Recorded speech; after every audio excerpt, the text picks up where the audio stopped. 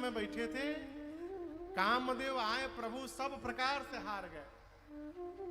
यद्यपि शंकर जी ने मना किया था, लेकिन कामदेव माने नहीं, सब बताए। भगवान देखे अहंकार हो गया है, और भगत को अहंकार मैं बर्दाश्त नहीं कर सकता हूं, मैं तुरंत निकालूंगा अहंकार। भगवान ने ऐसी माया रची, माया का नगर बना, माया का राजा, माया भगवान की माया राजा की बेटी विश्वमोहिनी बनी। नारद जी नगर देखिए, बोली नगर कहां से आ गया, इतनी भीड़। नगर में गए, पता चला महाराज की बेटी का स्वयंवर है। गए राजमहल में, महाराज ने स्वागत करके बेटी विश्वमोहिनी को बुलाकर कहा, तनिक हाथ देखिए तो क्या क्या लिखा है इसके हाथ में, अब दर्शन करिए। कन्या के हाथ में लिखा था, जो तीनों लोक का स्वामी होगा, जो अमर होगा, युद्ध में जिसको कोई परास्त नहीं कर सकता हो, वही इस कन्या का पति बनेगा। नारद जी पढ़ लिए इसका उल्टा। नारद जी पढ़ लिए, जिससे विवाह हो जाएगा वही अमर,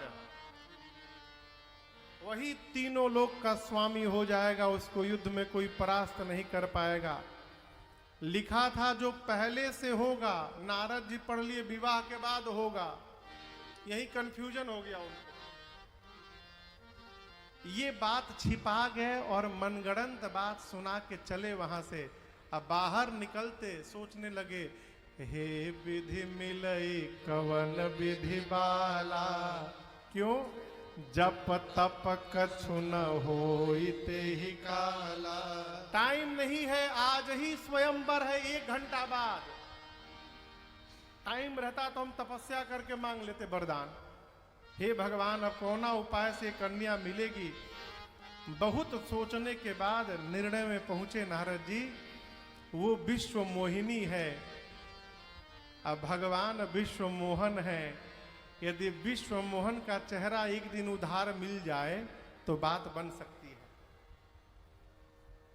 नारद जी लगे भगवान को बुलाने, श्रीमन नारायण नारायण नारायण, श्रीमन नारायण नारायण नारायण, श्रीमन नारायण नारायण नारायण, श्रीमन नारायण नारायण नारायण। आओ नारायण नारायण नारायण, आओ नारायण नारायण नारायण नारायण नारायण। जैसे 5 मिनट कीर्तन किया नारद जी ने, साक्षात भगवान प्रकट हो गए। कहे, अभी अभी तो आए नारद जी, इतनी शीघ्रता से बुला लिए। नारद जी कहे, प्रभु क्या बतावें, समस्या ही ऐसी आन पड़ी है। ऐसी ऐसी बात है प्रभु, विश्व मोहिनी है, स्वयंवर होने वाला है। यदि एक दिन के लिए आपका चेहरा उधार मिल जाए तो मेरा काम हो सकता है। भगवान मन में सोचे, चेहरा हमारा बियाह तोहार। विवाह तो उसी का होता है जिसका चेहरा होता है। यहां एक बात देखिए, नारद जी ये बात तो बोले कि आपन रूप देहु प्रभु मोही, लेकिन ये कहने के बाद नारद जी के मुख से अनायास एक बात और निकल गया। आप जानते कौन सी बात निकल गई?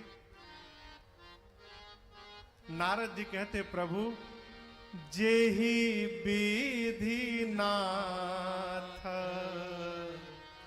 होई हित मोरा, करहु सो बेगी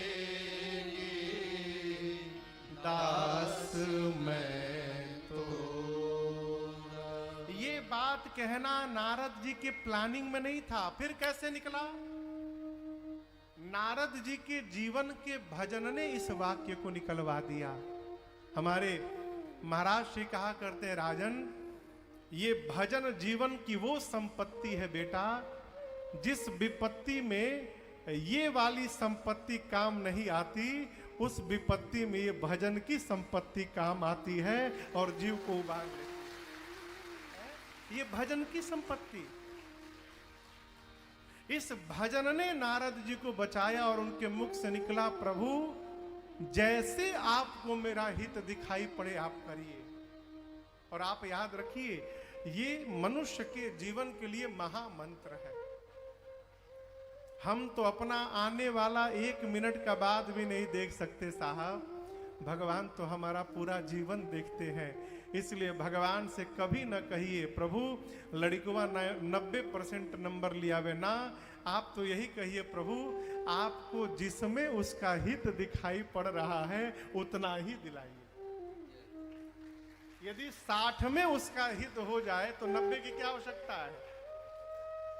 नारद जी बोले, प्रभु जैसे मेरा हित हो करिए।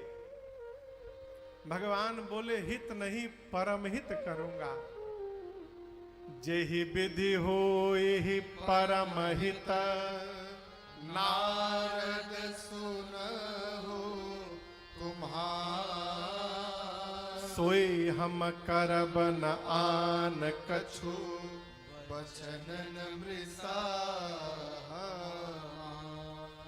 भगवान की ये गूढ़ भाषा, ये गूढ़ वाक्य नारद जी के समझ में नहीं आए। नारद जी ने मांगा भगवान का रूप, भगवान ने बनाया विकराल बानर का रूप, विकराल बानर का चेहरा दे दिया। किसको?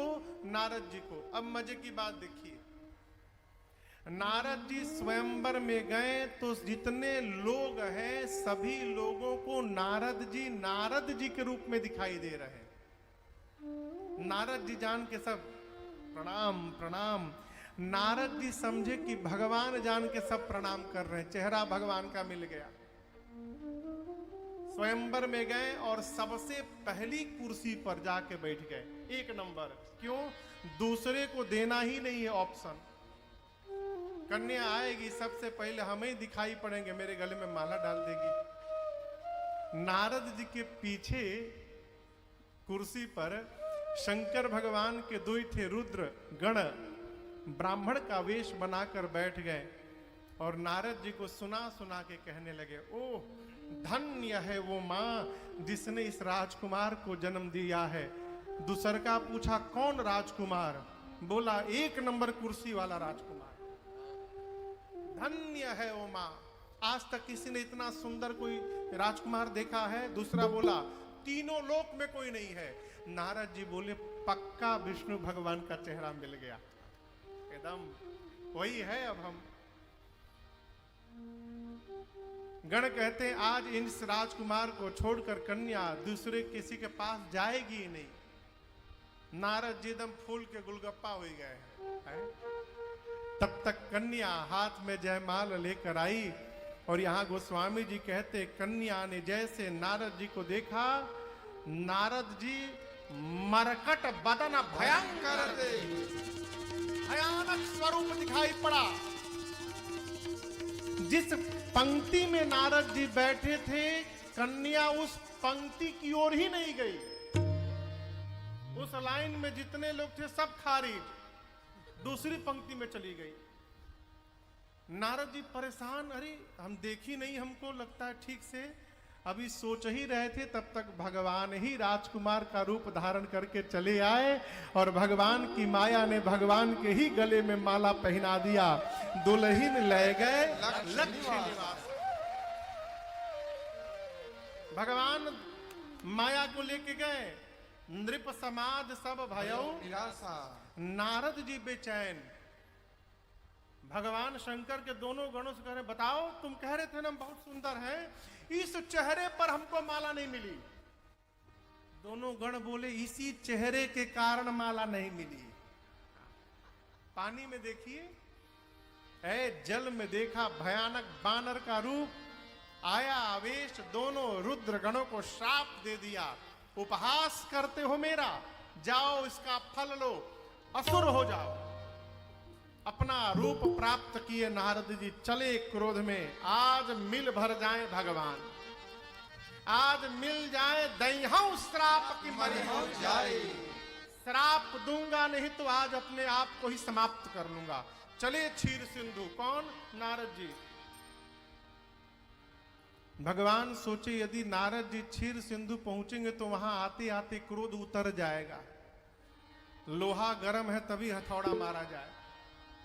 तो बीच रास्ते में ही भगवान श्री हरि मिल गए। गरुण जी पर अपने बैठे, एक तरफ विश्व मोहिनी को बिठा लिए, दूसरी तरफ लक्ष्मी को बिठा लिए। अब बीच ही पंथ मिले, धनुजारी बीच रास्ते में मिले। नारद जी सर नीचे करके एकदम चल रहे हैं, भगवान बीच रास्ते में मिले। बोले कुछ कुछ हेराइल बकार आओ, आपका कुछ गुम गया है। व्याकुल होके नारद जी कहां जा रहे हैं? जैसे आवाज सुनाई पड़ा, देखे अरे कन्या इनके बगल में बैठी है। मैंने परिचय बताया तो मुझे बानर बना के स्वयं राजकुमार बन के शादी कर लिए। इतना बड़ा धोखा! नारद जी का क्रोध फट पड़ा। यहीं से प्रारंभ हुए, कपटी है आप। आपका कपट उसी दिन दिखाई पड़ गया मुझे। समुद्र में से जहर निकला तो शंकर के पास भिजवा दिए, लक्ष्मी और मणि निकला अपने पास रख लिए। आप दूसरे का सुख पचा नहीं पाते हैं, परम स्वतंत्र हो गए हैं आप, अपने से बड़ा किसी को नहीं मानते। अच्छे को बुरा बना देते हो, बुरे को अच्छा बना देते हो, जो मन करता है आप वही करते हैं। अच्छे घर में न्योता बैना भेजा है आप आज ने। आज नारद आपको ठीक करके छोड़ेगा। पहला श्राप देता हूं, जिस राजकुमार का रूप धारण करके मेरे साथ छल किया है वही शरीर धारण करना पड़ेगा। मैंने कहा अपना रूप दीजिए, बानर बनाया। दूसरा श्राप देता हूं, आप राजकुमार बनेंगे तो ये वानर ही आपकी सहायता करेंगे। मैं गया था उपकार के लिए और आपने मेरा अपकार किया। जिस प्रकार विश्व मोहिनी के लिए मैं रो रहा हूं, एक दिन अपनी पत्नी के लिए आपको भी रोना पड़ेगा। 3 श्राप नारद जी ने दिया।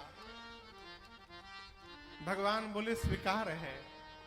भगवान स्वीकार किए और उसके बाद नारद जी के ऊपर जो माया चढ़ी थी उस माया को भगवान नीचे उतार लिए हैं? जब हरि माया जोरी निवारी, जब हरि माया जोरी निवारी, नहीं तहरा राजकुमारी, नहीं तहरा राजकुमारी। जैसे माया हटी, नारद जी देखे न वहां लक्ष्मी है, न विश्व मोहिनी है, न गरुण है। भक्त के आगे उसका भगवान खड़ा है।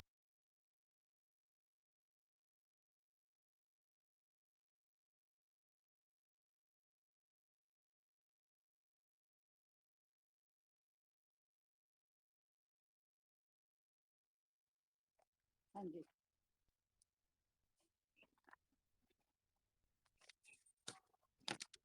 जय श्री राम, जय हनुमान। ओम नमो नारायण, ओम नमो नारायण।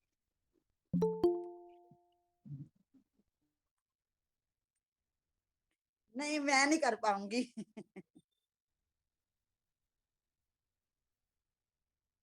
ठीक है जी। जय श्री कृष्ण। ओम श्री परमात्मने नमः। श्री गणेशाय नमः।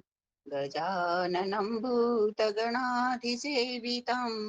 कपिध्वजम्बूफलचारुभक्षणम् उमासुतं शोकविनाशकारकं नमामि विघ्नेश्वरपादपङ्कजम् शान्ताकारं भुजगशयनं पद्मनाभं सुरेशं विश्वाधारं गगनसदृशं मेघवर्णं शुभाङ्गम् लक्ष्मीकान्तं कमलनयनं योगिभिर्ध्यानगम्यं वन्दे विष्णुं भवभयहरणं सर्वलोकैकनाथम् या कुन्देन्दुतुषारहारधवला या शुभ्रवस्त्रावृता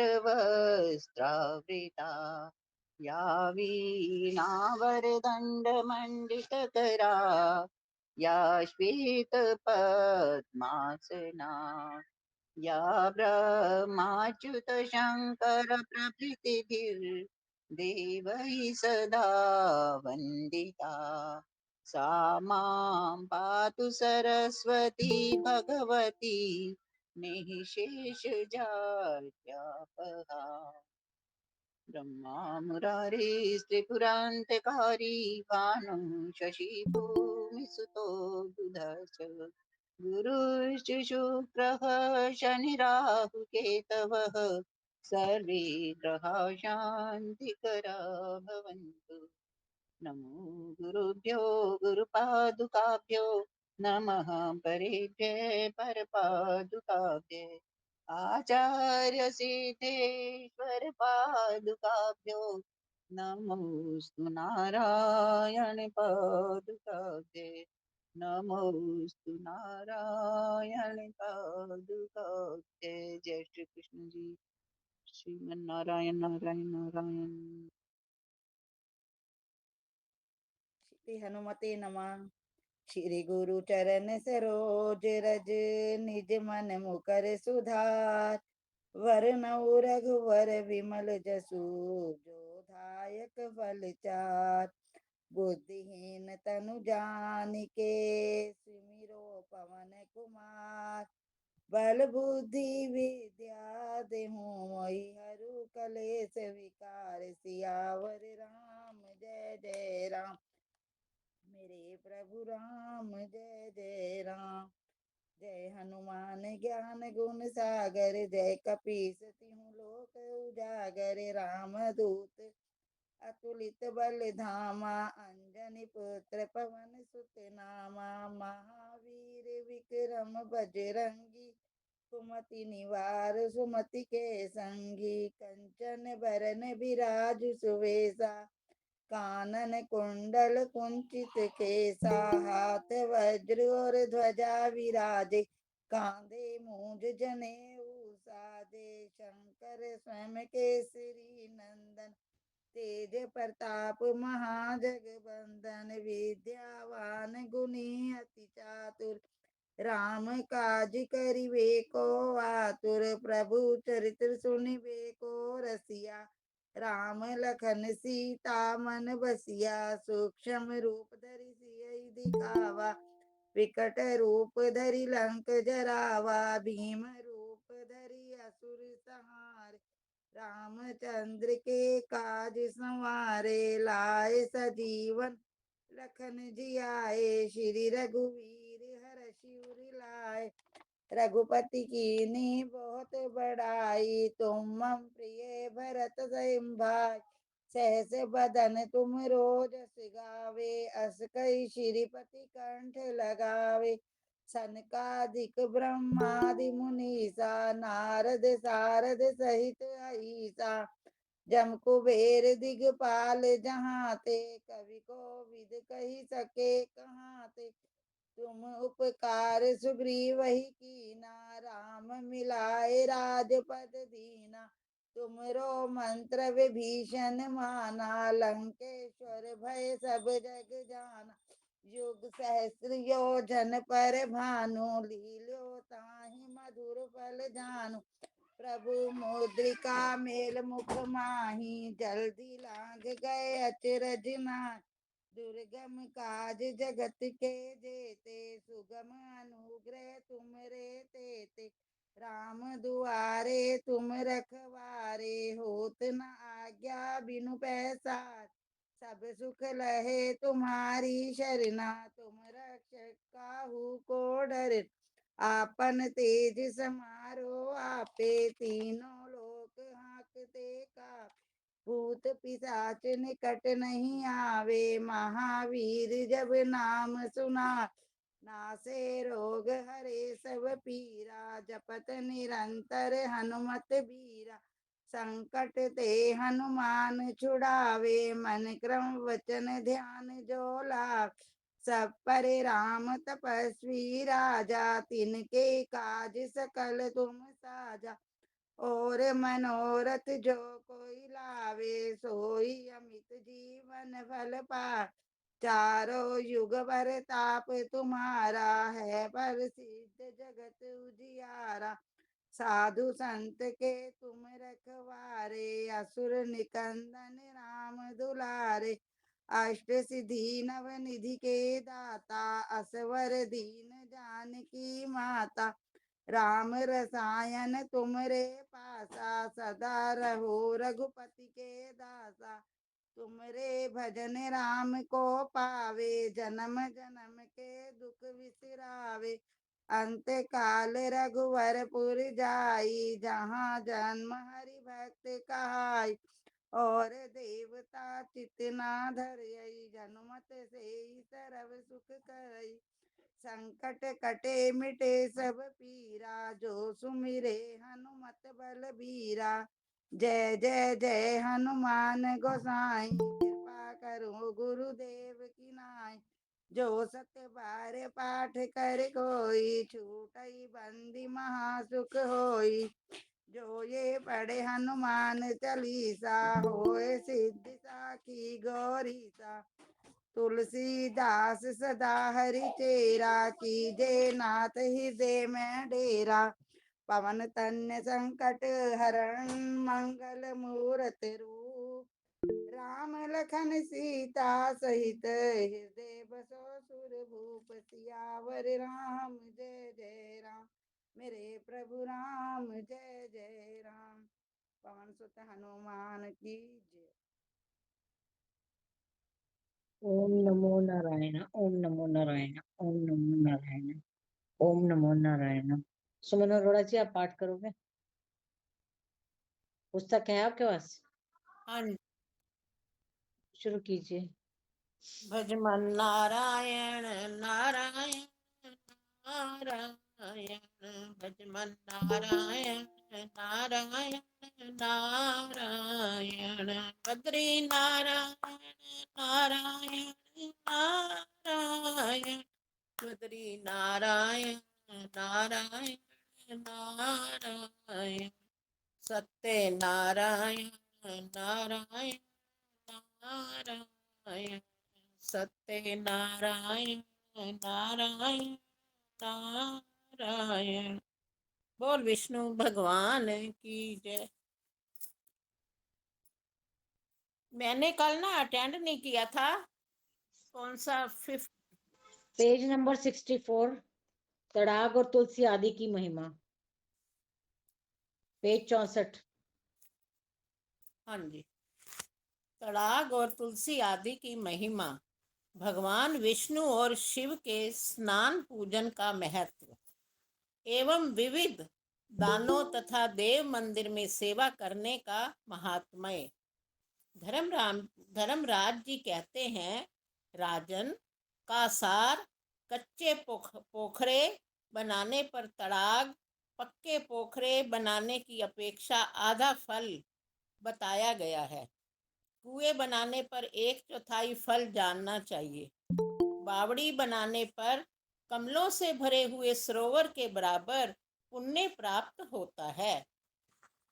भूपाल, नहर निकालने पर बावड़ी की अपेक्षा 100 गुना फल प्राप्त होता है। धनी पुरुष पत्थर से मंदिर या तालाब बनावे और दरिद्र पुरुष मिट्टी से बनावे तो उन दोनों को समान फल प्राप्त होता है।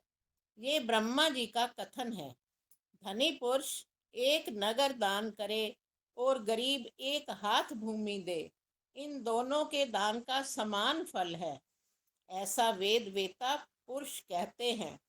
जो धनी पुरुष उत्तम फल के साधन भूत तड़ाग का निर्माण करता है और दरिद्र एक कुआं बनवाता है, उन दोनों का पुण्य समान कहा गया है। जो बहुत से प्राणियों का उपकार करने वाला आश्रम या धर्मशाला बनवाता है वह 3 पीढ़ियों के साथ ब्रह्मलोक में जाता है। राजन, धेनु अथवा ब्राह्मण या जो कोई भी आधे क्षण भी उस आश्रम की छाया में स्थित होता है वह उसके बनवाने वाले को स्वर्ग लोक में पहुंचाता है। राजन, जो बगीचे लगाते, देव मंदिर बनवाते, पोखरा खुदाते अथवा गांव बसाते हैं वे भगवान विष्णु के साथ पूजित होते हैं। बोल भगवान विष्णु की जय।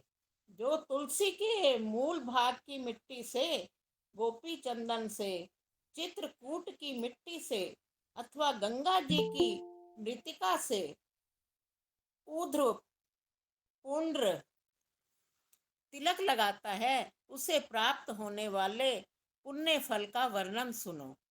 वह श्रेष्ठ विमान पर बैठकर गंधर्वों और अप्सराओं के समूह द्वारा अपने चरित्र का गान सुनता हुआ भगवान विष्णु के धाम में आनंद भोगता है।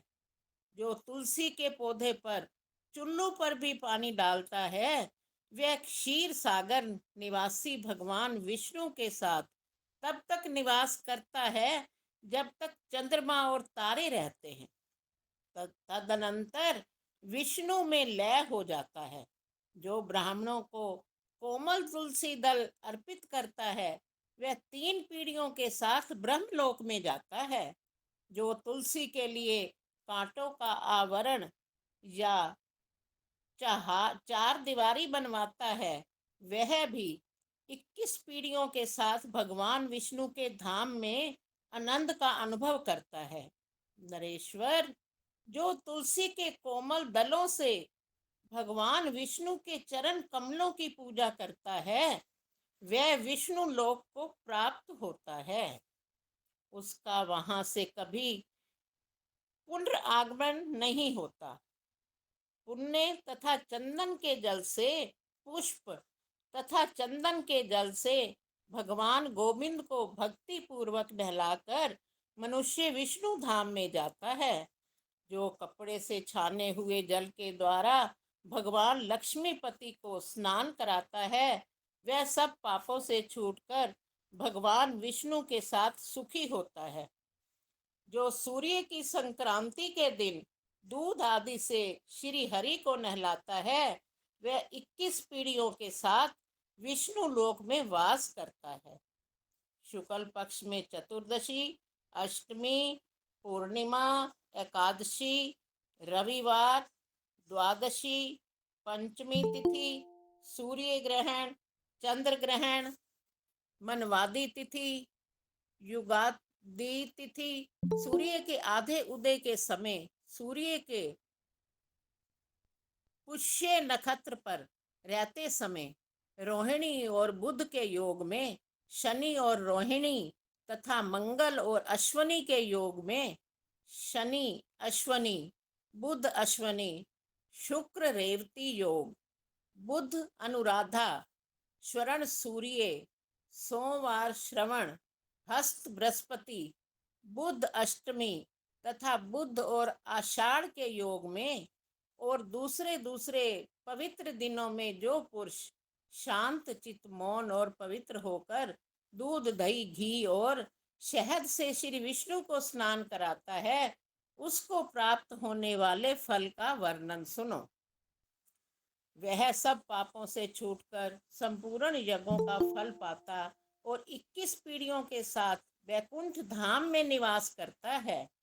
राजन, फिर वही ज्ञान प्राप्त करके वह पुनरावृत्ति रहित और योगियों के लिए भी दुर्लभ हरि का सायुज्य प्राप्त कर लेता है। भूपते, जो कृष्ण पक्ष में चतुर्दशी तिथि और सोमवार के दिन भगवान शंकर को दूध से नहलाता है शिव का सायुज्य प्राप्त कर लेता है। अष्टमी अथवा सोमवार को भक्ति पूर्वक नारियल के जल से भगवान शिव को स्नान कराकर मनुष्य शिव सायुज्य का अनुभव करता है। भूपते, शुक्ल पक्ष की चतुर्दशी अथवा अष्टमी को घृत और मधु के द्वारा भूपते शुक्ल पक्ष की चतुर्दशी अथवा अष्टमी को घृत और मधु के द्वारा भगवान शिव को स्नान कराकर मनुष्य उनका सारूप्य प्राप्त कर लेता है। तिल के तेल से भगवान विष्णु अथवा शिव को स्नान कराकर मनुष्य 7 पीढ़ियों के साथ उनका सारूप्य प्राप्त कर लेता है। जो शिव को भक्ति पूर्वक ईख के रस से स्नान कराता है वह 7 पीढ़ियों के साथ एक कल्प तक भगवान शिव के लोक में निवास करता है, फिर शिव का सायुज्य प्राप्त कर लेता है। नरेश, एकादशी के दिन सुगंधित फूलों से भगवान विष्णु की पूजा करके मनुष्य 10,000 जन्म के पापों से छूट जाता और उनके परम धाम को प्राप्त कर लेता है।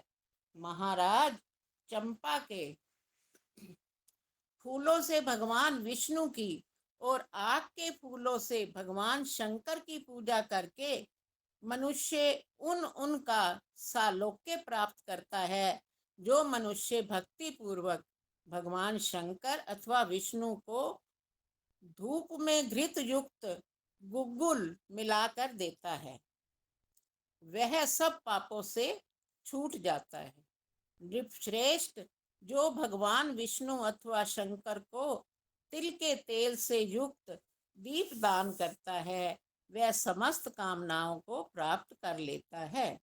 जो भगवान शिव अथवा विष्णु को घी का दीपक देता है वह सब पापों से मुक्त हो गंगा स्नान का फल पाता है। गंगा मैया की जय। जो जो अभिष्ट वस्तुएं हैं वह सब ब्राह्मण को दान कर दे, ऐसा मनुष्य पुनर्जन्म से रहित भगवान विष्णु के धाम में जाता है। अन्न और जल के समान दूसरा कोई दान ना हुआ है ना होगा। अन्न दान करने वाला प्राणदाता कहा गया है और जो प्राणदाता है वह सब कुछ देने वाला है। नृपश्रेष्ठ, इसलिए अन्न दान करने वाले को संपूर्ण दानों का फल मिलता है। जल दान तत्काल संतुष्ट करने वाला माना गया है। नृपश्रेष्ठ, इसलिए ब्रह्मवादी मनुष्यों ने जल दान को अन्न दान से श्रेष्ठ बताया है। महापातक अथवा उपपातकों से युक्त मनुष्य भी यदि जल दान करने वाला है तो वह उन सब पापों से मुक्त हो जाता है। ये ब्रह्मा जी का कथन है। शरीर को अन्न से उत्पन्न कहा गया है, प्राणों को भी अन्न जनित ही मानते हैं। अतः पृथ्वी पते, जो अन्न दान देने वाला है उसे प्राणदाता समझना चाहिए, क्योंकि जो जो तृप्ति कारक दान है वह समस्त मनोवांछित फलों को देने वाला है। अतः भूपाल, इस पृथ्वी पर अन्न दान के समान दूसरा कोई दान नहीं है। जो दरिद्र अथवा रोगी मनुष्य की रक्षा करता है उस पर प्रसन्न होकर भगवान विष्णु उसकी संपूर्ण कामनाओं को पूर्ण कर देते हैं। जो मन, वाणी और क्रिया द्वारा रोगी की रक्षा करता है वह सब पापों से छूटकर संपूर्ण कामनाओं को प्राप्त कर लेता है। महीपाल, जो ब्राह्मण को निवास स्थान देता है उस पर प्रसन्न हो देवेश्वर भगवान विष्णु उसे अपना लोक देते हैं। जो ब्रह्मवेता ब्राह्मण को दूध देने वाली गाय दान करता है वह ब्रह्मलोक में जाता है, तथा जो वेदवेता ब्राह्मण को कपिला गाय दान देता है वह सब पापों से मुक्त हो रुद्र स्वरूप हो जाता है। जो भय से व्याकुल चित्त वाले पुरुषों को अभय दान देता है, राजन, उसके पुण्य फल का यथार्थ वर्णन करता हूँ। सुनो, एक और तो पूर्ण रूप से उत्तम दक्षिणा देकर संपन्न किए हुए सभी यज्ञ हैं और दूसरी ओर भयभीत मनुष्य की प्राण रक्षा है। ये दोनों समान हैं। महीपाल, जो भय विहल ब्राह्मण की रक्षा करता है वह संपूर्ण तीर्थों में स्नान कर चुका और संपूर्ण यज्ञों की दीक्षा ले चुका वस्त्र दान करने वाला रुद्र लोक में और कन्यादान ब्रह्म लोक में जाता है। भूपते श्रीमन कार्तिक श्रीमन अथवा नारायण नारायण नारायण। श्रीमन नारायण नारायण नारायण। आगे भूषण दीदी आप करोगे पाठ, पेज नंबर 66।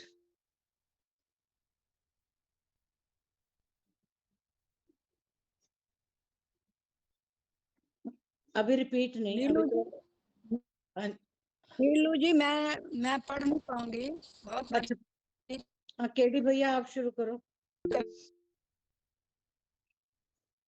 केडी भैया आप शुरू कीजिए।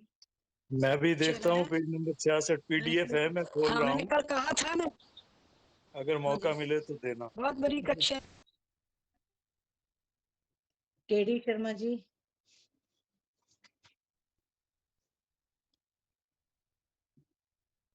अभी की है केडी भैया। हाँ तो सॉरी रह गया। श्रीमन नारायण नारायण नारायण, श्रीमन नारायण नारायण नारायण, भगवान नारायण नारायण नारायण। भूपते कार्तिक अथवा आषाढ़ आषाढ़ की पूर्णिमा को जो मानव भगवान शिव की प्रसन्नता के लिए वृषोत्सर्ग कर्म करता है, उसका फल सुनो। वह 7 जन्मों के पापों से मुक्त हो रुद्र का स्वरूप प्राप्त कर लेता है। नरश्रेष्ठ, जो भैंसे को शिवलिंग से चिन्हित करके छोड़ता है, उसे कभी यम यातना नरक नहीं प्राप्त होती है। नृप सत्तम, जो शक्ति के अनुसार तांबूल दान करता है, उस पर प्रसन्न हो भगवान विष्णु उसे आयु, यश तथा लक्ष्मी प्रदान करते हैं। दूध, दही, घी और मधु का दान करने वाला मनुष्य 10,000 दिव्य वर्षों तक स्वर्ग लोक में प्रतिष्ठित होता है। नृपोत्तम, ईख दान करने वाला मनुष्य ब्रह्मलोक में जाता है। गंध एवं पवित्र फल देने वाला पुरुष भी ब्रह्मधाम में जाता है। गुड़ और ईख का रस देने वाला मनुष्य क्षीर सागर को प्राप्त होता है। विद्या दान करने से मनुष्य को भगवान विष्णु का सायुज्य प्राप्त होता है।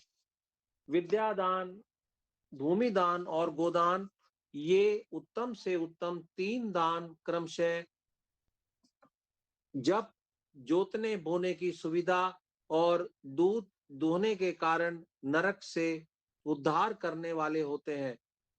नृपोत्तम, संपूर्ण दानों में विद्यादान श्रेष्ठ है। विद्यादान से मनुष्य भगवान विष्णु का सायुज्य प्राप्त कर लेता है। ईंधन दान करने से मनुष्य को उपपातकों से छुटकारा मिलता है। शालग्राम, शिला का दान महादान बताया गया है। उसका दान करके मनुष्य मोक्ष प्राप्त करता है। शिवलिंग दान भी ऐसा ही माना गया है। प्रभु, जो मनुष्य श्रेष्ठ पुरुषों को घर दान देता है राजन, उसे गंगा स्नान का फल अवश्य प्राप्त होता है। नृपश्रेष्ठ, जो रतन युक्त सुवर्ण का दान करता है, वह भोग और मोक्ष दोनों प्राप्त कर लेता है, क्योंकि स्वर्ण दान महादान माना गया है। माणिक के दान करने से मनुष्य परम मोक्ष को प्राप्त होता है। वज्रमणि के दान से मानव ध्रुव लोक में जाता है। मूंगा दान करने से स्वर्ग एवं रुद्र लोक की प्राप्ति होती है। सवारी देने और मुक्ता दान करने से दाता चंद्रलोक प्राप्त करता है। वैदुर्य और पदम नागमणि देने वाला मनुष्य रुद्रलोक में जाता है। पदम रागमणि के दान से सर्वत्र सुख की प्राप्ति होती है। राजन, थोड़ा दान करने वाला दीर्घ काल के कार्य के लिए अश्वनी घोड़ा कुमारों भैया, के घोड़ा दान। दीर्घ काल के लिए घोड़ा दान करने वाला दीर्घ काल के लिए अश्वनी कुमारों के समीप जाता है। हाथी दान महादान है, उससे मनुष्य सब कामनाओं को प्राप्त कर लेता है। सवारी दान करने से मनुष्य स्वर्गीय विमान में बैठकर स्वर्ग लोक में जाता है। भैंस देने वाला निसंदेह अप मृत्यु को जीत लेता है। गौओं को घास देने से रुद्र लोक की प्राप्ति होती है। महीपते नमक देने वाला पुरुष वरुण लोक में जाता है। जो अपने आश्रमोचित आचार के पालन में संलग्न, संपूर्ण भूतों के हित में तत्पर तथा दंभ और असूया से रहित है, वे ब्रह्मलोक में जाते हैं। जो वीतराग और ईर्ष्या रहित हो, दूसरों को परमार्थ का उपदेश देते और स्वयं भी भगवान के चरणों की आराधना में लगे रहते हैं, वे वैकुंठ धाम में जाते हैं। जो सत्संग में आनंद का अनुभव करते, सत्कर्म करने के लिए सदा उद्यत रहते और दूसरों के अपवाद से मुंह मोड़ लेते हैं, वे विष्णु धाम में जाते हैं। जो सदा ब्राह्मणों और गौओं का हित साधन करते और पराई स्त्रियों के संग से विमुख होते हैं, वे यमलोक का दर्शन नहीं करते। जिन्होंने इंद्रियों और आहार को जीत लिया है, जो गायों के प्रति क्षमा भाव रखने वाले और सुशील हैं तथा जो ब्राह्मणों पर भी क्षमा भाव रखते हैं, वे वैकुंठ धाम में जाते हैं। जो अग्नि का सेवन करने वाले गुरु सेवक पुरुष हैं तथा जो पति का सेवा में तत्पर रहने वाली स्त्रियां हैं, वे कभी जन्म मरण रूप संसार बंधन में नहीं पड़ती। जो सदा देव पूजा में तत्पर, हरिनाम को की शरण लेने वाले तथा प्रतिग्रह से दूर रहते हैं, वे परम पद को प्राप्त होते हैं। नरश्रेष्ठ, जो ब्राह्मण के अनाथ शव का दाह करते हैं, वे सहस्त्र अश्वमेध यज्ञों का फल भोगते हैं। मनुजेश्वर, जो पूजा रहित शिवलिंग का पत्र, पुष्प, फल अथवा जल से पूजन करता है, उसका फल सुनो। वह विमान पर बैठकर भगवान शिव के समीप जाता है। जनेश्वर, जो भक्ष्य भोज्य और फलों द्वारा निर्जन स्थान में स्थित शिवलिंग का पूजन करता है, वह पुनरावृत्ति रहित शिव सायुज्य को प्राप्त करता है। सूर्यवंशी भगीरथ, जो पूजा रहित विष्णु प्रतिमा का जल से भी पूजन करता है, उसे विष्णु का सालोक्य प्राप्त होता है। राजन, जो देवालय में गौचर्म के बराबर भूभाग को भी जल से सींचता है, वह स्वर्ग लोक जा पाता है। जो देव मंदिर की भूमि को चंदन मिश्रित जल से सींचता है, वह जितने कर्णों को भोगता है, कणों को भोगता है, उतने कल्प तक उस कनों को देवता भिगोता है भैया, भिगोता है। भिगोता है, कणों को भिगोता है, उतने कल्प तक उस देवता के समीप निवास करता है। जो मनुष्य पत्थर के चूने से देव मंदिर को लीपता है या उसमें स्वस्तिक आदि के चिन्ह बनाता है, उसको अनंत पुण्य प्राप्त होता है। जो भगवान विष्णु या शंकर के समीप अखंड दीप की व्यवस्था करता है, उसको एक एक क्षण में अश्वमेध यज्ञ का फल सुलभ होता है। भूमिपाल, जो देवी के मंदिर की 1 बार, सूर्य के मंदिर की 7 बार, गणेश के मंदिर की 3 बार और विष्णु मंदिर की 4 बार परिक्रमा करता है, वह उनके धाम में जाकर लाखों युगों तक सुख भोगता है।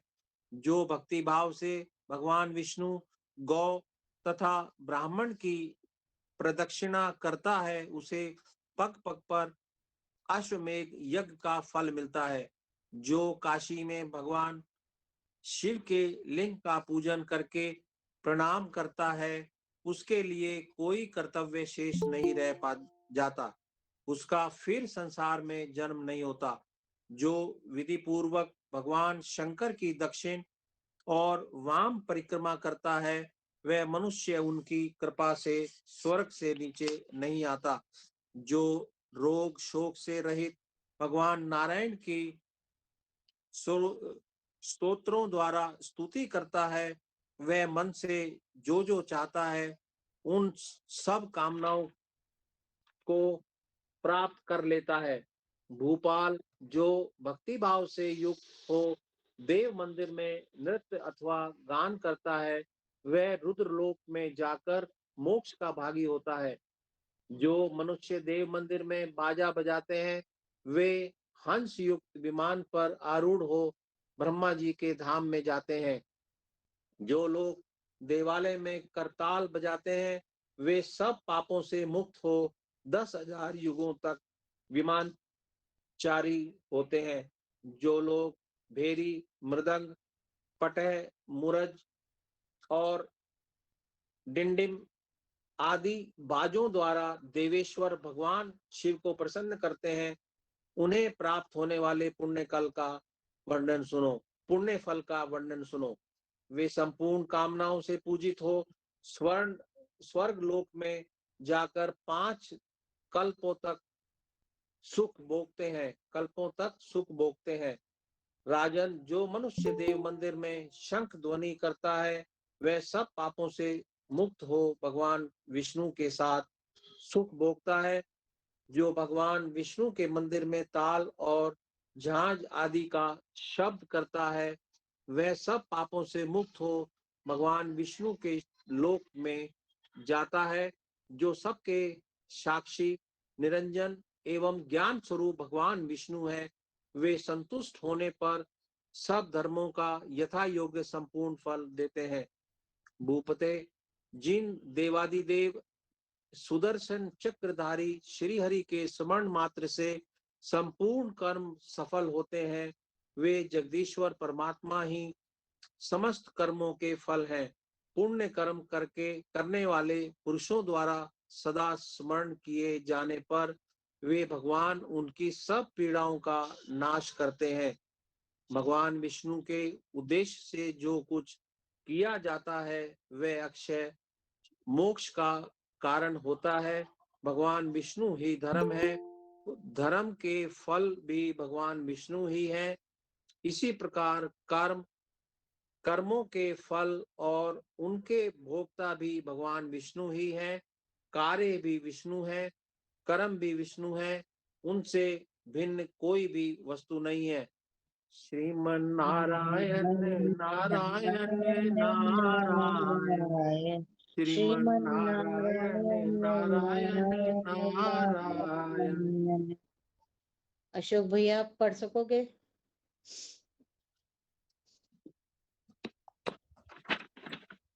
मैं कर लूं? हाँ, आप मैं भी एक ट्राई मिनट कर आगे। रहा हूँ जी दीदी, मैं ट्राई करता हूँ। मैं जी जी पीडीएफ पे जाके, मेरे पास जी जी पीडीएफ है। जी। श्रीमन नारायण नारायण नारायण, नारायण भजमन भज नारायण नारायण नारायण, श्रीमन नारायण नारायण नारायण। विविध प्रायश्चित का वर्णन, इष्टापूर्त का फल और सूतक, श्राद्ध तथा तर्पण का विवेचन। ठीक पढ़ रहा हूँ? जी भैया जी। ठीक है। धर्मराज कहते हैं, नृपश्रेष्ठ, अब मैं चारों वर्णों के लिए वेदों और स्मृतियों में बताए हुए धर्म का क्रमशः वर्णन करता हूँ।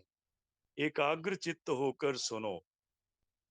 जो भोजन करते समय क्रोध में या ज्ञानवश किसी अपवित्र वस्तु को या चांडाल एवं पतित को छू लेता है, उसके लिए प्रायश्चित बतलाता हूँ। ये संस्कृत तो नहीं पढ़नी ना? नहीं भैया, हिंदी में जो है। ठीक है। वह क्रमानुसार अर्थात अपवित्र वस्तु के स्पर्श करने पर 3 रात और चांडाल या पतित का स्पर्श कर लेने पर 6 रात तक पंचगव्य से तीनों समय स्नान करे तो शुद्ध होता है। यदि कदाचित भोजन करते समय ब्राह्मण के गुदा से मल स्राव हो जाए अथवा झूठे मुंह या अपवित्र रहने पर ऐसी बात हो जाए तो उसकी शुद्धि का उपाय बतलाता हूँ। पहले वह ब्राह्मण शौच जाकर जल से पवित्र होवे, अर्थात शौच जाकर जल से हाथ पैर की शुद्धि करके कुल्ला और स्नान करे। तदंतर दिन रात उपवास करके पंचगव्य पीने से शुद्ध होता है।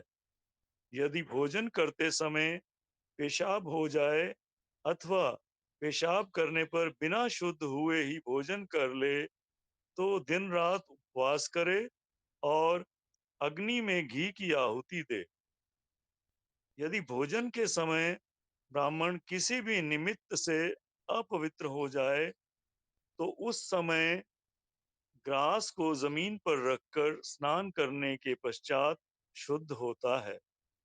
यदि उस ग्रास को खा ले तो उपवास करने पर शुद्ध होता है, और यदि अपवित्र अवस्था में वह सारा अन्न भोजन करके उठे तो 3 रात तक वह अशुद्ध रहता है, अर्थात 3 रात्रि तक उपवास करने से शुद्ध होता है। यदि भोजन करते करते वमन हो जाए तो अस्वस्थ मनुष्य 300 गायत्री मंत्र का जप करे और स्वस्थ मनुष्य 3000 गायत्री जपे। यही उसके लिए उत्तम प्रायश्चित है। यदि द्विज मल मूत्र करने पर चांडाल या डोम से छू जाए तो वह त्रिरात्र व्रत करे, और यदि भोजन करके जूठे मुंह छू जाए तो 6 रात तक व्रत करे। यदि रजस्वला और सूतिका स्त्री को चांडाल छू ले तो 3 रात तक व्रत करने पर उसकी शुद्धि होती है। यह शाता तप मुनि का वचन एक है। यदि रजस्वला स्त्री कुत्तों, चांडालों अथवा कौओं से छू जाए तो वह अशुद्ध अवस्था तक निराहार रहे, फिर समय पर चौथे दिन स्नान करने से वह शुद्ध होती है। यदि 2 रजस्वलाएं आपस में एक दूसरी का स्पर्श कर लेती हैं तो ब्रह्मकूर्च 2 पीने से उनकी शुद्धि होती है, और ऊपर से भी ब्रह्मकूर्च द्वारा उन्हें स्नान कराना चाहिए। जो जूठे से छू जाने पर तुरंत स्नान नहीं कर लेता उसके लिए भी यही प्रायश्चित है। ऋतुकाल में मैथुन करने वाले पुरुष को गर्भाधान होने की आशंका से स्नान करने का विधान है। बिना ऋतु के स्त्री संगम करने पर मल मूत्र की ही भांति शुद्धि मानी गई है, अर्थात हाथ मुंह आदि धोकर कुल्ला करना चाहिए। मैथुन कर्म में लगे हुए पति पत्नी दोनों ही अशुद्ध होते हैं, परंतु शैया से उठने पर स्त्री तो शुद्ध हो जाती है, किंतु पुरुष स्नान के पूर्व तक अशुद्ध ही बना रहता है। जो लोग पतित न होने पर भी अपने बंधुजनों का त्याग करते हैं, राजा को उचित है कि उन्हें उत्तम साहस एक का दंड दे। यदि पिता पतित हो जाए तो उसके साथ इच्छा अनुसार बर्ताव करे, अर्थात अपनी रुचि के अनुसार उसका त्याग और ग्रहण दोनों कर सकते हैं, किंतु माता का त्याग कभी ना करे।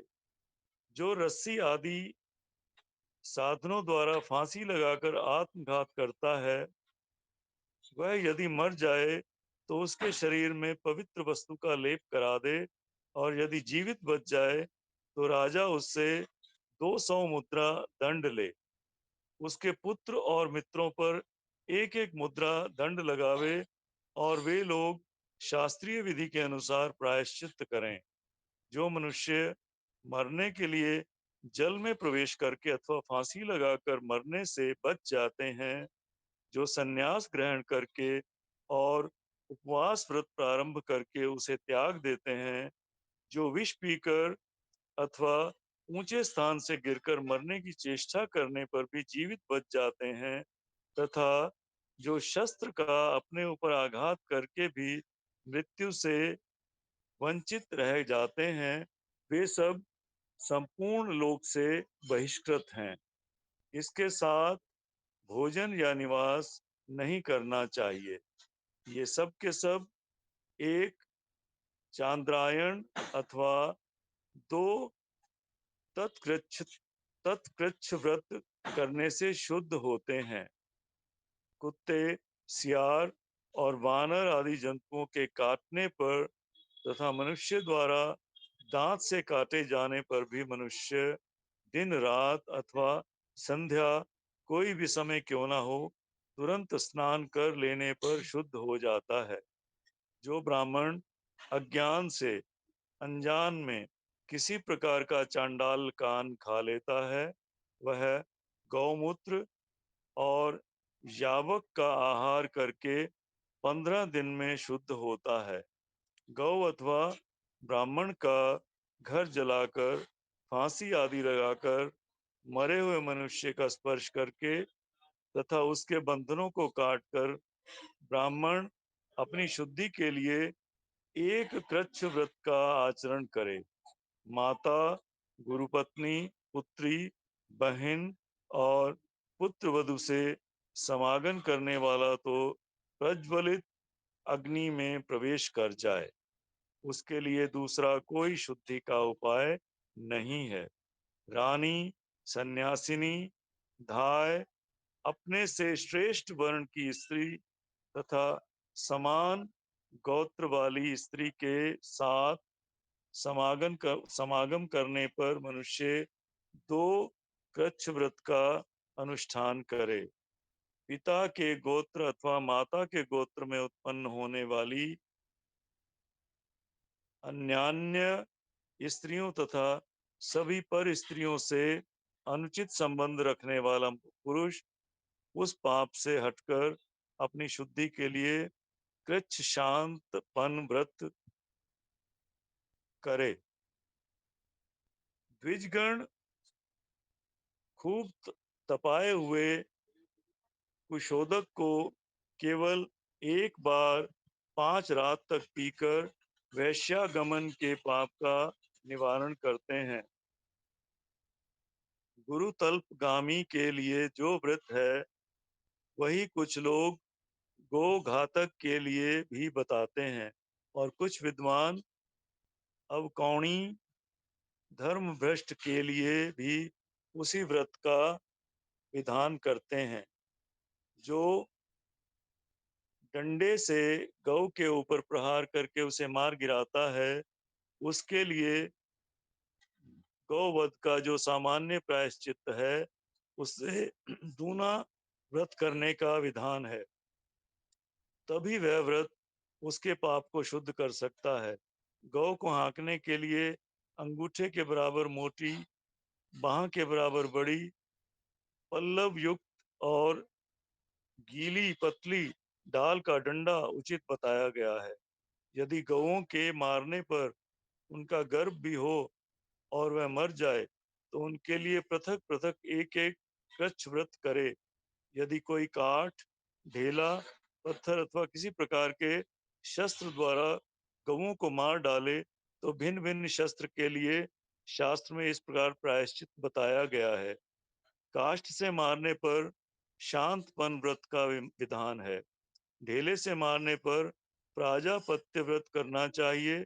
पत्थर से आघात करने पर तप्त कृच्छ व्रत और किसी भी शस्त्र से मारने पर अति कृच्छ व्रत करना चाहिए। यदि कोई गौओं और ब्राह्मणों के लिए अच्छी नीयत से औषधि, तेल एवं भोजन दे और उसके देने के बाद उसकी मृत्यु हो जाए, तो उस दशा में कोई प्रायश्चित नहीं है। तेल और दवा पीने पर अथवा दवा खाने पर या शरीर में धसे हुए लोहे या कांटे आदि को निकालने का प्रयत्न करने पर मृत्यु हो जाए, तो भी कोई प्रायश्चित नहीं है। चिकित्सा या दवा करने के लिए बछड़ों का कंठ बांधने से अथवा शाम को उनकी रक्षा के लिए उन्हें घर में रोकने या बांधने से भी कोई दोष नहीं होता। उपर्युक्त बातों श्रीमन्नारायण नारायण नारायण नारायण नारायण नारायण बद्री नारायण नारायण नारायण। नारायण श्रीमन संतोष शर्मा जी, नारायण नारायण नारायण। बहुत बहुत शुक्रिया। हाँ पढ़ा जा रहा है, लेकिन अब बाद में जो है ना, क्योंकि हाँ अल्फाज स्टेन बहुत आ छोटे जाता हैं। है, स्टेन आ जाता है, तभी हाँ मैंने रोक दिया। Santosh Sharma thank ji, you हाँ जी। राधे राधे राधे, जय श्री राम। श्रीमन्नारायण नारायण नारायण। नारायण भजमन नारायण नारायण नारायण, श्रीमन नारायण नारायण नारायण, भजमन नारायण नारायण नारायण। भैया पीडीएफ की स्क्रीन बड़ी कीजिए, बहुत छोटी है। उपयुक्त पापों का प्रायश्चित करते समय मनुष्य को इस विधि से मुंडन कराना चाहिए। एक पाद चौथाई प्रायश्चित करने पर कुछ रोम मात्र कटा देने चाहिए। जो 2 पाद के प्रायश्चित में केवल दाढ़ी मूछ मुड़ा ले। 3 पाद का प्रायश्चित करते समय शिखा के सिवा और सब बाल कट बनवा ले, और पूरा प्रायश्चित करने पर सब कुछ मुड़ा देना चाहिए। यदि स्त्रियों को प्रायश्चित करना पड़े तो उनके सब केश समेटकर 2 अंगुल काट देना चाहिए। इसी प्रकार स्त्रियों के सिर मुड़ाने का विधान है। स्त्री के लिए सारे बाल कटाने और वीरासन से बैठने का नियम नहीं है। उनके लिए गौशाला में निवास करने की विधि नहीं है। यदि गौ कहीं जाती हो तो उसके पीछे नहीं जाना चाहिए। राजा राजकुमार अथवा बहुत से शास्त्रों का ज्ञाता ब्राह्मण हो तो उन सबके लिए केश मुड़ाए बिना ही प्रायश्चित बताना चाहिए। उन्हें केशों की रक्षा के लिए दूने व्रत का पालन करने की आज्ञा दे। दूना व्रत करने पर उनके लिए दक्षिणा भी दूनी ही होनी चाहिए। यदि ऐसा ना करे तो हत्या करने वाले का पाप नष्ट होता और दाता नरक में पड़ता है। जो लोग वेद और स्मृति के विरुद्ध व्रत प्रायश्चित बताते हैं वे मैं एक बार थोड़ा सा हाँ वो जी, जो माफ करना, लोग आप थोड़ा सा स्लो पढ़ें। बीच में ना आप शब्दों को मिस कर रहे हैं और थोड़ा सा छोड़ रहे हैं। अच्छा जी, आप चलो ठीक। हाँ प्लीज थोड़ा सा धीमे पढ़ें। दूना व्रत करने पर उसके लिए दक्षिणा भी दूनी ही होनी चाहिए। यदि ऐसा ना करे तो हत्या करने वाले का पाप नष्ट नहीं होता और दाता नरक में पड़ता है। जो लोग वेद और स्मृति के विरुद्ध व्रत प्रायश्चित बताते हैं वे धर्म पालन में विघ्न डालने वाले हैं। राजा उन्हें दंड द्वारा पीड़ित करे, परंतु किसी कामना या स्वार्थ से मोहित होकर राजा उन्हें कदापि दंड न दे, नहीं तो उनका पाप 100 गुना होकर उस राजा पर ही पड़ता है। तदंतर प्रायश्चित पूरा कर लेने पर ब्राह्मणों को भोजन करावे। 20 गाय और 1 बैल उन्हें दक्षिणा में दे। यदि गौओं के अंगों में घाव होकर उनमें कीड़े पड़ जाएं अथवा मक्खी आदि लगने लगे और इन कारणों से उन गौओं की मृत्यु हो जाए तो उन गायों को रखने वाला पुरुष आधे कृक्ष व्रत का अनुष्ठान करे और अपनी शक्ति के अनुसार दक्षिणा दे। इस प्रकार प्रायश्चित करके श्रेष्ठ ब्राह्मणों को भोजन कराकर कम से कम 1 मासा स्वर्ण दान करे तो शुद्धि होती है।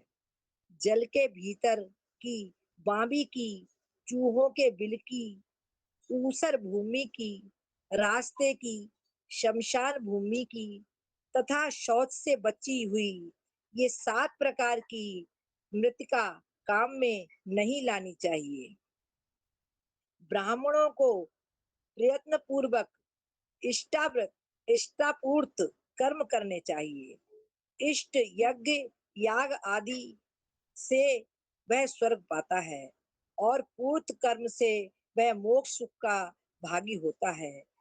धन की अपेक्षा रखने वाले यज्ञ, दान आदि कर्म इष्ट कहलाते हैं और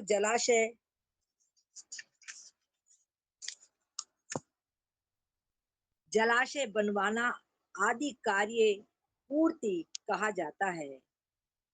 विशेषता बगीचा, किसी देवता के लिए बने हुए तालाब, बावड़ी, कुआं, पोखरा और देव मंदिर, ये यदि गिरते या नष्ट होते हों तो जो इनका उद्धार करता है वह पूर्त कर्म का फल भोगता है, क्योंकि ये सब पूर्त कर्म है। सफेद गाय का मूत्र, काली गौ का गोबर, तांबे के रंग वाली गाय का दूध, सफेद गाय का दही और कपिला गाय का घी, इन सब वस्तुओं को लेकर एकत्रित करें और वह पंचगव्य बड़े बड़े पातकों का नाश करने वाला होता है। कुशों द्वारा लाए हुए तीर्थ जल और नदी जल के साथ उक्त सभी दिव्यों को पृथक पृथक प्रणव मंत्र से लाकर प्रणव द्वारा ही उन्हें उठावे। प्रणव जप करते हुए ही उनका आलोडन करे और प्रणव के उच्चारण पूर्वक ही पिए। पलाश वृक्ष के बिचले पत्ते में अथवा तांबे के शुभ पात्र में अथवा कमल के पत्ते में या मिट्टी के बर्तन में कुशोदक सहित उस पंचगव्य को पीना चाहिए।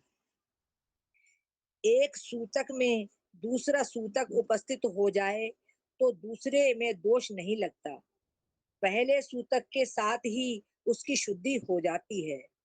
एक जन्ना शौच के साथ दूसरा जन्ना शौच और एक मरना शौच के साथ दूसरा मरना शौच भी शुद्ध हो जाता है। 1 मास के भीतर गर्भ स्राव हो तो 3 दिन का अशौच बताए।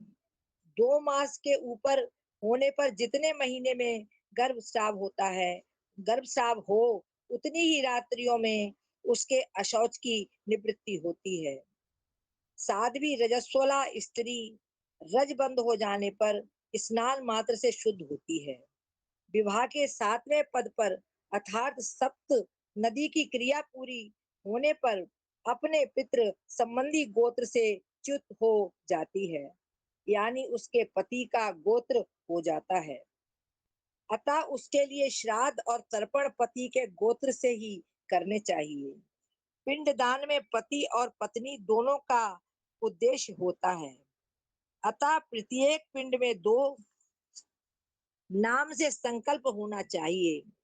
तात्पर्य ये है कि पिता या पितामह आदि को सपत्नीक विशेषण लगाकर पिंडदान करना चाहिए। इस प्रकार 6 व्यक्तियों के लिए 3 पिंडदान देने योग्य हैं। ऐसा दाता मोह में नहीं पड़ता। माता अपने पति के साथ विश्वदेव पूर्वक श्राद्ध का उपभोग करती है। इसी प्रकार पितामही और प्रपितामही भी अपने अपने पति के साथ ही श्राद्ध भोग करती है। प्रत्येक वर्ष में माता पिता का एकोदिष्ट श्राद्ध द्वारा सत्कार करे। उस वार्षिक श्राद्ध में विश्वदेव का पूजन नहीं किया जाता। अतः उनके बिना ही वह श्राद्ध भोजन करावे। उनमें एक ही पिंड दे। नित्य नैमित्तिक काम में वृद्धि श्राद्ध और पार्वण विद्वान पुरुषों को ये 5 प्रकार के श्राद्ध जानने चाहिए। ग्रहण, संक्रांति, पूर्णिमा या अमावस्या, पूर्व उत्सव काल तथा महालय के अवसर पर मनुष्य को 3 पिंड दे और मृत्यु तिथि को एक ही पिंड दे। जिस कन्या का विवाह नहीं हुआ है वह पिंड गोत्र और सूतक के विषय में पिता के गोत्र से पृथक नहीं है। पाणी ग्रहण और मंत्रों द्वारा वह अपने पिता के गोत्र से पृथक होती है। जिस कन्या का विवाह जिस वर्ण के साथ होता है उसके समान उसे सूतक भी लगता है। उसके लिए पिंड और तर्पण भी उसी वर्ण के अनुसार होने चाहिए। विवाह हो जाने पर चौथी रात में वह पिंड, गोत्र और सूतक के विषय में अपने पति के साथ एक हो जाती है। मृत व्यक्ति के प्रति हित वृद्धि रखने वाले बंधुजनों को शवदाह के प्रथम, द्वितीय, तृतीय अथवा चतुर्थ दिन अस्थि संचय करना चाहिए, अथवा ब्राह्मण आदि चारों वर्णों का अस्थि संचय क्रमश चौथे, पांचवें, सातवें और नवें भी दिन कर्तव्य बताया गया है। जिस मृत व्यक्ति के लिए 11वें दिन वृषोत्सर्ग किया जाता है वह प्रेत लोक से मुक्त और स्वर्ग लोक में प्रतिष्ठित होता है। नाभि के बराबर जल में खड़ा होकर मन ही मन ये चिंतन करे कि मेरे पितर आवे और वह जलांजलि ग्रहण करें। दोनों हाथों को संयुक्त करके जल से पूर्ण करे और गोशंग मात्र जल उठाकर उसे पुनः जल में डाल दे। जल में दक्षिण की ओर मुंह करके खड़ा हो आकाश में जल गिराना चाहिए, क्योंकि पितरों का स्थान आकाश दिशा दक्षिण है।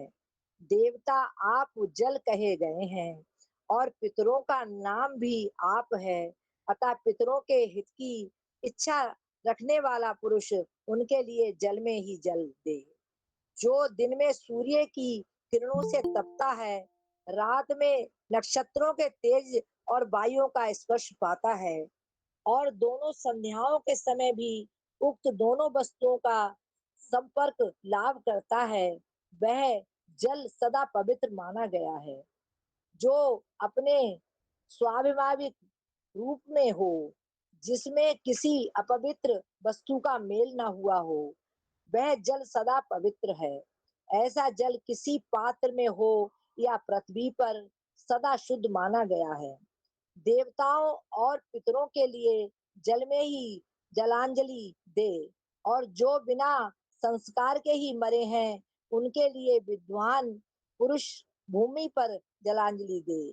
श्राद्ध और होम के समय एक हाथ से पिंड एवं आहुति दे, किंतु तर्पण में दोनों हाथों से जल देना चाहिए। ये शास्त्रों द्वारा निश्चित धर्म है। श्रीमन नारायण नारायण नारायण भगवान नारायण नारायण नारायण श्रीमन्नारायण भजमन नारायण नारायण नारायण। कांता दीदी, हाँ सचदेवा, कांता सचदेवा जी।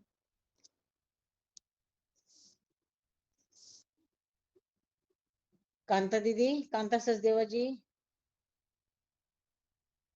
कांता दीदी,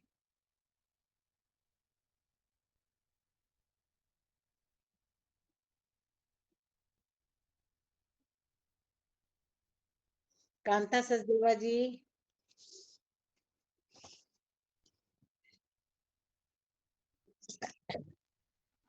उषा दीदी को आती है, उषा अग्रवाल जी कर लेंगे। उषा दीदी, नहीं जी, मेरे को नहीं आती। अच्छा आपके पास नहीं है ये वाली? मैं करता हूँ, मैं देख के पढ़ूं? मैं देख के पढ़ कौन से लेता हूँ। ग्रुप में, हाँ, पढ़ कौन लें, से ठीक ग्रुप है, में ठीक है। डाल? श्रीमन नारायण नारायण, श्रीमन नारायण नारायण नारायण। हे सच्चिदानंद परमात्मन, हमें असत्य मार्ग से हटाकर सत्य मार्ग की ओर ले जाइए। हे ज्ञान स्वरूप प्रभु, हमें ज्ञान अंधकार से निकालकर प्रकाश की ओर ले जाइए। हे मृत्युंजय भगवान, हमें मृत्यु के भय से छुड़ाकर अमर बना दीजिए। हे भक्त वत्सल नारायण,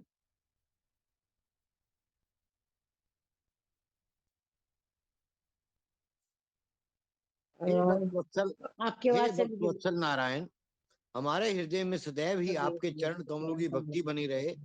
हे मर्यादा पुरुषोत्तम जगदीश, हमें ऐसी पवित्र, निर्मल और उज्जवल बल बुद्धि प्रदान कीजिए कि जिसके द्वारा हम अधर्म से हटकर धर्म की ओर बढ़ सके।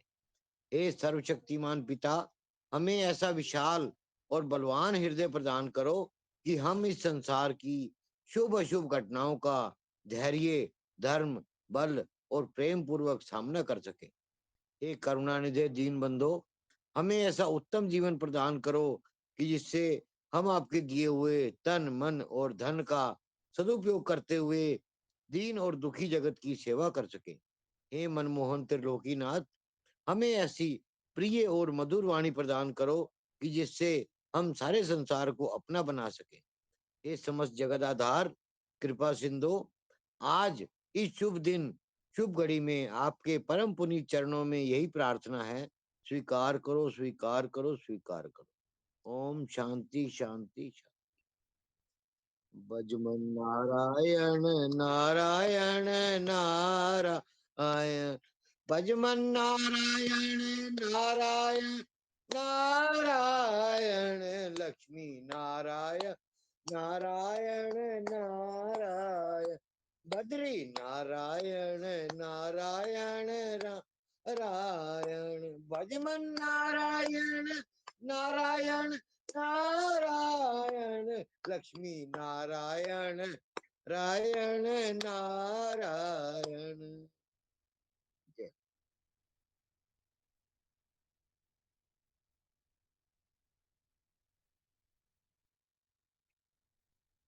और उषा दीदी ने कल क्या कहा था, है। क्या करना चाहिए?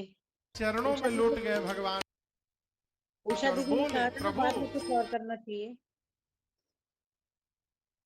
अच्छा अच्छा, ठीक है जी, हाँ जी। मृषाहो मम श्राप कृपाला, मृषाहो मम श्राप कृपाला, मम इच्छा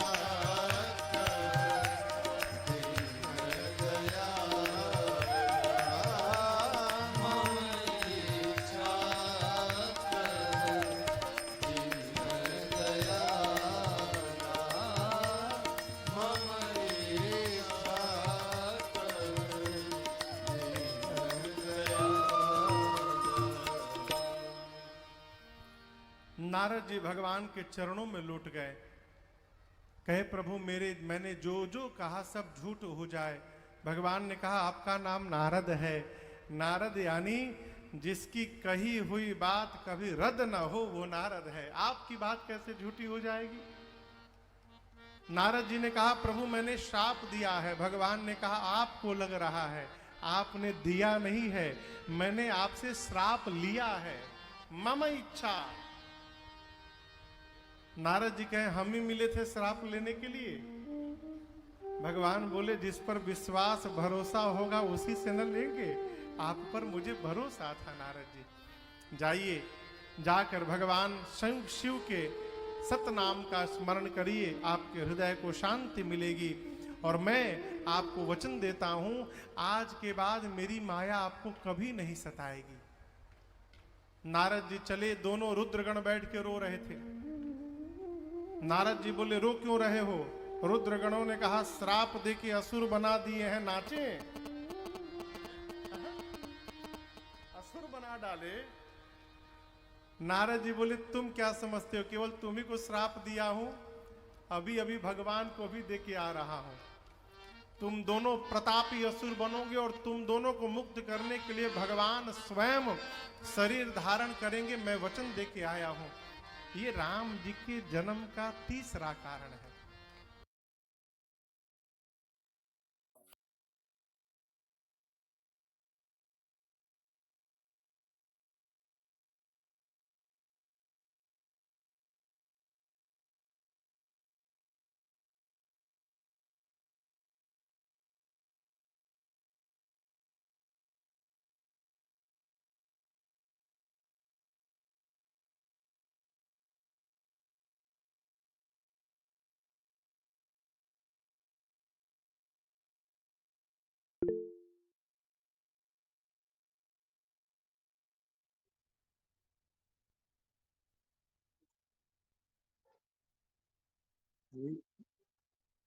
ये इसमें कोई दो राय नहीं, सुनने में जो आनंद है वो पढ़ने में नहीं होता। अगर लेकिन उस समय कंसंट्रेशन बनानी पड़ती है, अगर आपका ध्यान जरा सा डाइवर्ट हो गया वो लिंक टूट जाता है। बहुत आनंद आ रहा है, एक नई चीज मिल रही है सुनने को। जो ऊपर 1 2 3 नंबर होते हैं ना भैया, उनका हाँ जी, उनकी व्याख्या नीचे की होती है, इसलिए वो नंबर दिए होते हैं। 1 नंबर पे 1 की, 2 नंबर पे 2 की और 3 नंबर पे 3 की।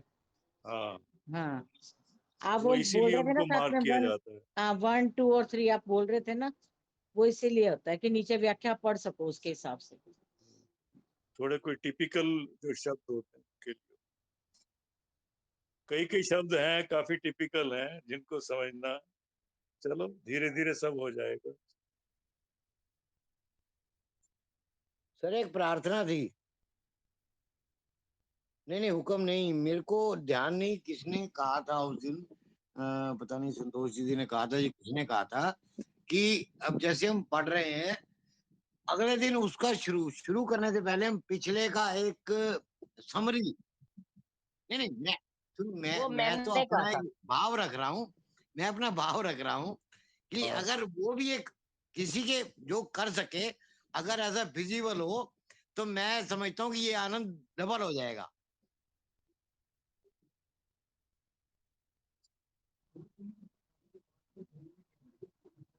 बिल्कुल बिल्कुल बिल्कुल ठीक है। ठीक है। और पिछला कवर करने के लिए ना समय चाहिए, थोड़ा सा बताने के लिए, सारांश बताने के लिए।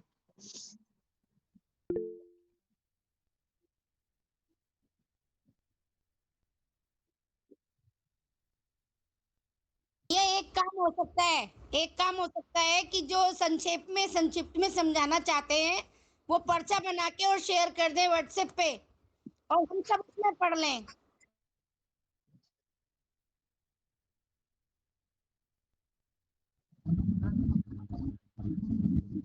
ये काम नहीं, ये काम ये चावला विचार अति उत्तम है।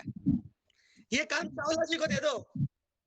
अरे महाराज, नहीं ठीक है, उसमें रिपीट भी होता रहेगा। मोंगा जी, नहीं अगर वो देना चाहते हैं तो ये करा दो, करा लो।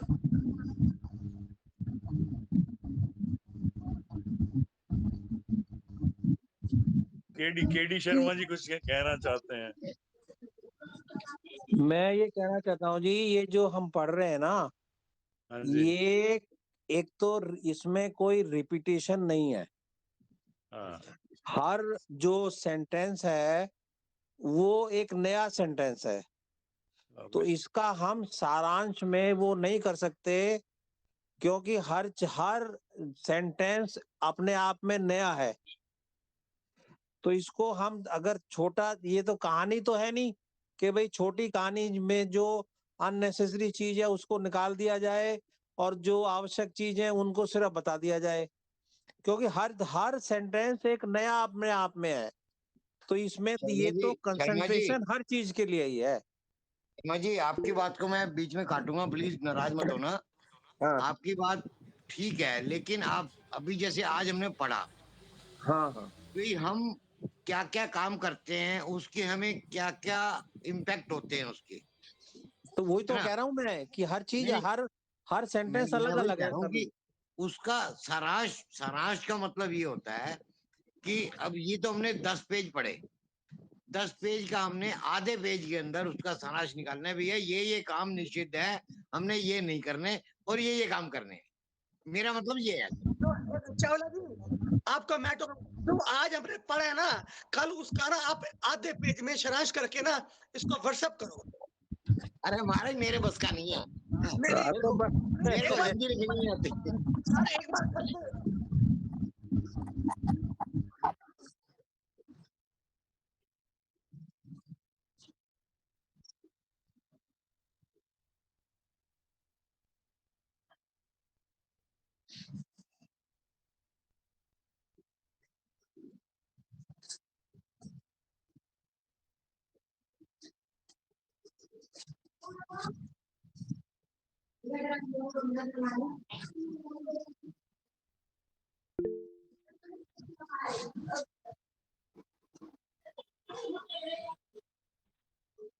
हाँ, मैं ये कहना चाह रही थी हमारे बीच में कीर्ति दीदी बैठी हुई हैं और कीर्ति दीदी बहुत नॉलेज रखती हैं। अगर वो चाहें तो वो इसको सारांश में कर सकती हैं।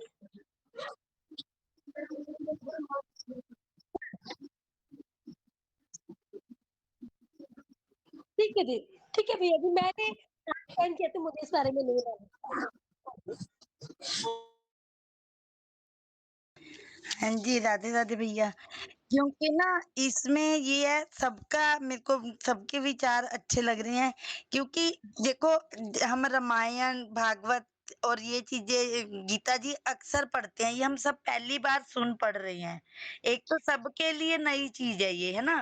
और जो भैया अभी कह रहे थे ना कि हर लाइन का हर चीज से अलग अलग है, जैसे आज कहा कि इसके लिए ये करना चाहिए, यहाँ पे इसका पातक यहाँ जाके खत्म होगा, इसका सूतक यहाँ, तो वो हर चीज का नए अलग अलग ही वे आउट है, तो वो उसका सारांश नहीं हो सकता जैसे शुरू में। और आगे आगे जब ये किसी की भूमिका खत्म हो जाएगी ना, जब इन सब की, तो जब कहानियां शुरू हो जाएंगी तो वैसे इंटरेस्ट बनेगा।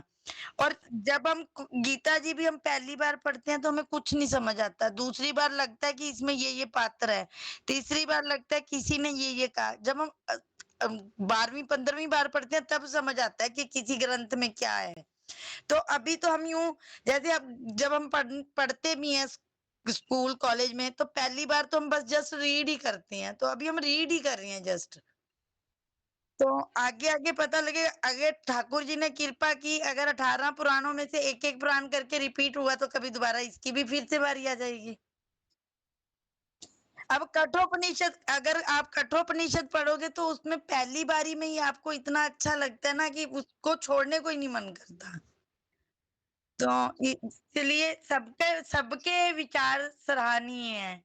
फिर भी अगर हम चाहेंगे कि अगर शॉर्ट कर पाई मैं तो जरूर करूंगी, ये मेरे लिए अभाग्य होगा।